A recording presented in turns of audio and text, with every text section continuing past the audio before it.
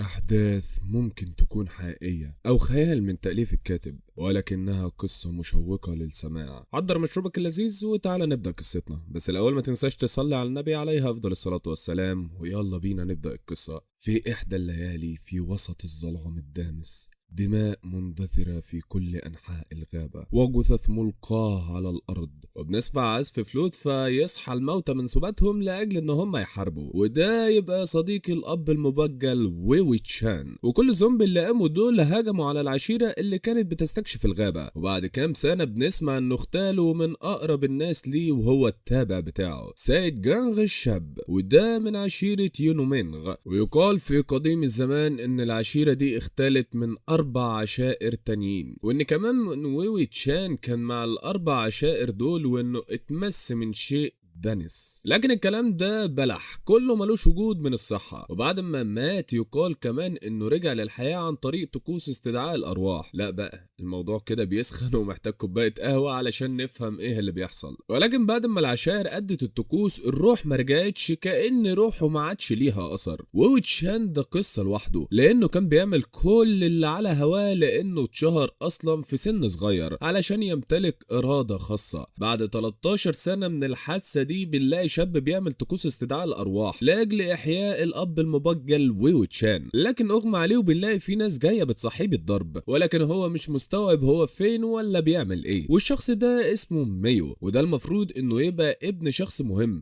لكن مش مهم بالنسبه لحد. ويوي تشان ما انا ما قلتلكش انه رجع للحياه والعمليه نجحت، لكن في شروط، وهي ال3 خطوط اللي على ايده دول هم عباره عن 3 مهمات من اجل ايقاظ روح سفاح شريرة. والست اللي واقفة ضربته بالرجل وبتقول له انت ابن خدامة يلا يا جربوع. ووتشان شكر صاحب الجسم على الطقس اللي عمله وانه رجعه للحياة تاني. وافق انه ينفذ الشروط لانه حس ان ميو كان مستاء جدا من العيلة دي، وبيقول في بال نفسه انه محتاج اقتل ادمر ارزع ودي ابيد، ده انا هعمل حاجات كتير موت. وقام ضرب الست دي بالرجل وبتقول له انت عايز تموت ولا ايه؟ قال لها انت عبيطة فاكرة نفسك بتكلمي مين؟ وبدأوا يجروا من حدة كلامه، وبيبص للحمار لكنه قرفان منه بلا سبب، وركب على ظهره لكن الحمار مش عايز يمشي. لكن ويو تشان عارف ازاي يتعامل مع الكائنات دي كويس قوي، وبدأ يجروا وراهم في قلب المدينة والناس مش فاهمين ايه اللي بيحصل. وبنلاقي في 2 قاعدين بيتكلموا مع ست عجوزة، وبيقولوا ان القرية ما هجمش عليها اشباه الاموات الا مؤخرا، ده اسمه لانيوان، وبيتفق معاها ان الاشباح اللي بتظهر بالليل دي هنصطادها. وبتقول ان ابوها كان نفسه يصطاد الاشباح دي جدا، ولكن الست دي بتجري عليها باقصى سرعه لاجل انها تبلغ باللي حصل. ويتشان عامل قلق بره والحراس مش عارفين يوقفوه، ودخل القصر وكان هيقع، لكن الشخص اللي قاعد على الارض لحقه، وده اسمه لان غينجي، ودول عشيره غيسو لان.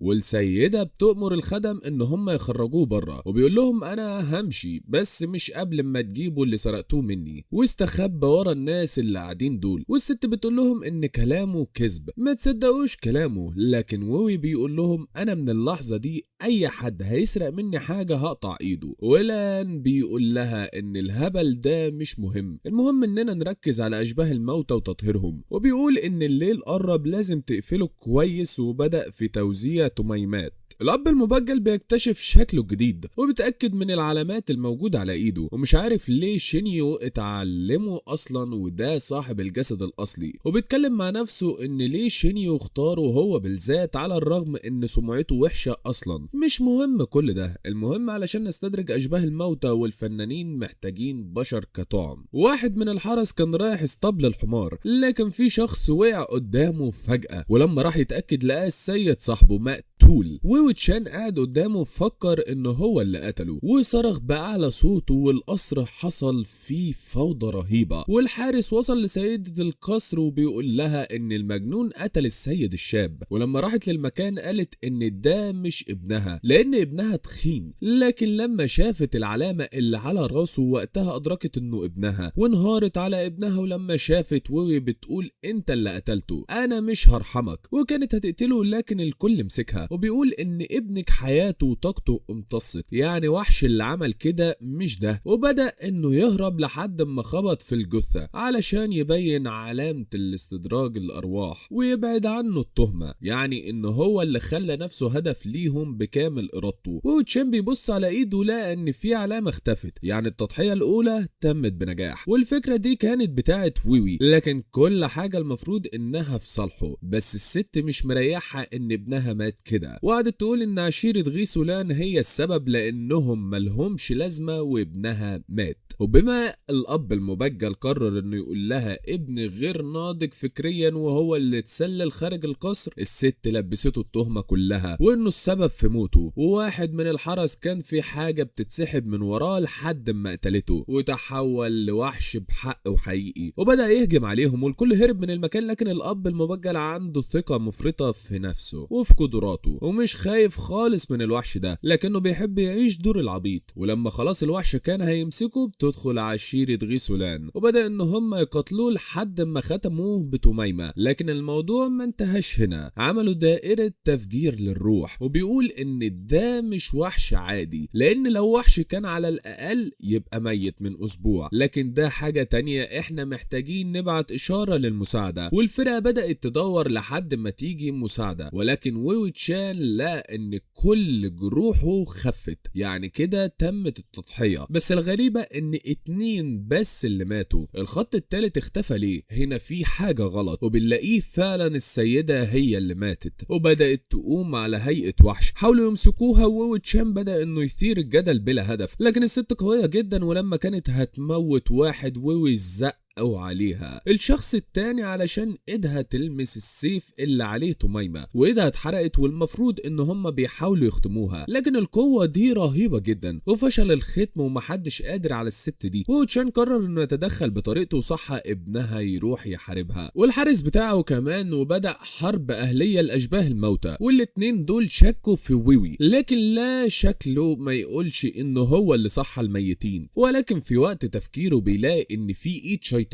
والمتدربين دول هيموتوا وهو مش عايز كده، ولكن برضه ما ينفعش يتحكم في الموتى علشان محدش يكتشف امره. ولكن قبل ما ينفذ الوقت لان الست كانت هتقتلهم فعلا، يظهر لان هان الملقب بوان غشي. مجرد ما عزف بالآلة بتاعته الوحش ده اتثبت في الارض، وقتها قرر انه يمشي من المكان بسرعة. وفعلا وصل لغابة كده وبقى بعيد عن الانظار، وكان متحكم في الحمار بتاعه عن طريق تفاحة. وده حمار اصلا مش فاهم حاجة، وإذ فجأة يقع في إحدى الشباك، ولكن لحق نفسه والحمار بس اللي وقع في الشبكة. وفي شخص ماسك كوس في إيده، لما راح يشوف الفخ بتاعه اصطاد إيه لقى حمار، وده بقى اسمه رولان من عشيرة لان غيجين، وكان بائس بسبب إنه ما اصطادش غير حمار. ولكنه حس بوجود شخص وهرب بسرعة، وبيطلع عارف الشخص ده لأن الجسد ده أساسا من نفس عشيرة الواد ده، لكن محدش يعرف إنه مش نفس الشخص. وبيطلب منه وقتها إنه ينزل الحمار بتاعه، وبيقول له أنت أمك معلمتكش الأدب علشان ترد عليا بالطريقة المستفزة دي. وبدأ انه يسحب سيفه علشان يقتله على اللي هو قاله. لكن ويوي حط ورقة شجر على ظهره واستدعى روح، وبتكون روح الشخص اللي مات اول واحد وبيقع على الفتى ده وما بيعرفش يتحرك من بعدها. ويوي اخد السيف وحرر الحمار بتاعه، والواد بيقول له انا هقول لعمي على اللي انت عملته. وبيقول له ومين عمك؟ لكن عمه نفسه ظهر، واللي ما تعرفوش عمه ده بيكون اقرب شخص كان بجانبه طول الوقت قبل ما يموت. وبعد ما ويوي يحرر الولد، عمه بيقول له مش انا قلت لك لو شفت راعي للشياطين زي ده تقتله وتاكل جثته للكلاب؟ وبدا الواد في الاندفاع عليه والهجوم، وقبل ما الولد يقتله بيظهر هان غيوان. ولما اتجمعوا الطلاب بتوع لان بيقول ان الصيد الليلي ممنوع او لازم يكون في ترخيص للكلام ده، بجانب كل الشباك دي اساسا معارضه لقانون الصيد الليلي. واثناء الحديث جه واحد وبيقول ان كل الشباك اختفت، في حد خربهم كلهم. وعشيرة لان بيقولوا ان كل الشباك اللي باظت هنجيب لك غيرها. قال لهم مش مهم خلاص. وبيقول لابن اخوه لو ما جيتليش بصيد قيم ما اشوفكش تاني. بدأ نظير شؤم، ولما ابن اخوه جه يسحب سيفه عم قال له مين امرك بكده؟ لان بيقول ان جبل دفان فيه شيطان جبار، خلي بالك. بيقول له ان قرية مو تبعد 10 امتار هاجمها شيطان امبارح وبتوحشه قتل 3 اشخاص، وفقا للتقارير انه هرب لجبل دفان. بيقول له ان ده شيطان ماهر علشان يأثر على السيد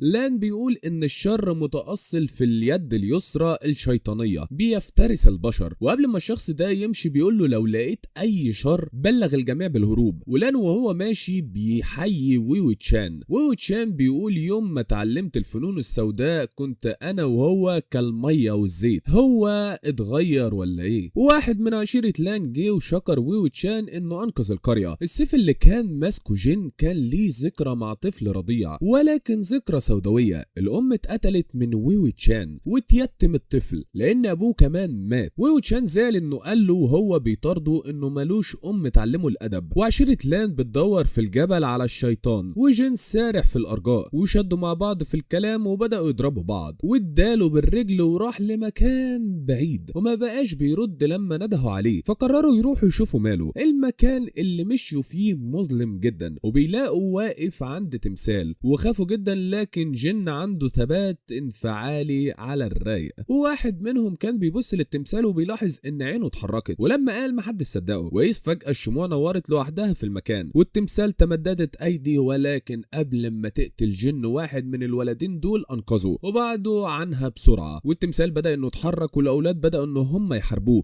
لكن بلا فائدة، لحد ما الارض اهتزت وتشان حس بخطر والكل خرج للغابة بما فيهم التمثال. جين بدأ يحاربه لكن التمثال ما بيتأثرش وبدأ يطارده. وهنا وتشان قرر يتدخل في الحرب دي، وعرف ان التمثال ده عنده ايد شبحية وفي جرس كبير بينزل عليه لاجل ختمها، وكانوا فاكرين ان هم بكده احتجزوه، لكنها فلقت الجرس ومسكت دماغ الشخص اللي كان مبسوط. يا حسرة عليك يا صاحبي. وتشان بيقول ان الشبح ده بتفوح منه ريحة دم مقدس، يعني تقدر تستدعي اشباه الاموات. وبعدها التمثال ده ولع في الغابة كلها. وبيقول وتشان لواحد يبعت اشارة استغاثة. جين ضرب التمثال بسهم وكسر فيه حتة صغيرة، وقرب ليه لحد ما خلاص هيسيبه بسهم في وشه. افتكر كلام عمه لما قال له لازم تجيب صيدة كبيرة، وضربها لكن الوحش ده ما بيتأثرش وكان هيموته خلاص، لحد ما سمعنا فلوت وتشان. وبدأ يطلع الكلب المطيع بتاعه وبدأ يحارب الوحش وكسر ايده. ده شبح القائد والنينغ، والكل في حالة ذهول لما شافوا شبح القائد. والتمثال مسك جن من رقبته، وشبح القائد قطع لها ايد الشيطان وانقض عليها، والارض اهتزت من قوته. واحد قرب لليد وعمل ختم ليها، وبعد كده الناس اللي كانت واقفة عايزين يقبضوا على شبح القائد لكنه عاقبهم. وجين كمان كان رايح له لكن وتشان وقفه وبدأ يعزف والشبح ماشي معاه. ولما خبط فلان بدأ يبعد الشيطان، وبنلاقي صوت جاي من وراه وتصد ليه لان بالآلة بتاعته. وبنلاقي الشخص اللي كان معاهم من شوية بيقول لهم انا شايف انك رجعت تاني يا وتشان، وبدأ يهرب لما شاف الحمار بتاعه، ولكن الراجل ضربه بالصوت بتاعه زيدان اللي هو الكرباج. مهمته انه يطرد الارواح الممسوسة، لكن ما طردش روح وتشان لان الجسد ده مضحي بيه لاجل عودة الاب المبجل، بجانب انه من غير موافقة وتشان، فكده يبقى هو صاحب الجسد الاصلي. وكان عايز يضربه تاني لكن الكل قالوا له لو زيدان ما قدرش يطرد روحه من اول ضربة يبقى الباقي ملوش لازمة، وعرفوه ان الشخص ده مختل عقليا. ولكن الفكرة ان وتشان بشحمه ولحمه، ودي كارثة انه رجع للحياة تاني. والناس بتقول انت سمعت عزف الفلوت بتاعه نشاز، اكيد في تلامس مع الاب المبجل، مش هو اكيد. وامر الحراس ان هم يقبضوا عليه لانه ممارس للفنون السوداء، وبدا يستخبى ورا لان. والكل مستغرب ليه لان بيدافع عنه، بيقول لانه بيعمل حاجات صالحة فما فيش منه اذى، وقال لهم انه هيرجعه لعشيرة لان. ولكن وتشان مش عايز يروح العشيرة دي، ودي تبقى قرية السحاب المخفية. هل لان بيقول لهم سيبوه يعمل اللي هو عايزه، ولما يحس ان مش لاقي مكان يروح فيه هيرجع غصبا عنه. وبتلاقي هان اصلا ماسك تفاحة، ولما ركب الحمار جري على التفاحة. وبنروح لحدث من 20 سنة، بنلاقي ان وتشان كان في قرية السحب المخفية، وكان بيجيب يسكر فوق السطوح بالليل بعد ما الناس تنام. لكن للأسف القرية دي ليها قوانين لا يمكن التهاون فيها. ومين بقى اللي شاف هانلان وشكله هيدشمله، وهو تغلق الستار. لأن دي كانت كل حاجة في الحلقة. ما تنساش تقول لنا رأيك في كومنت،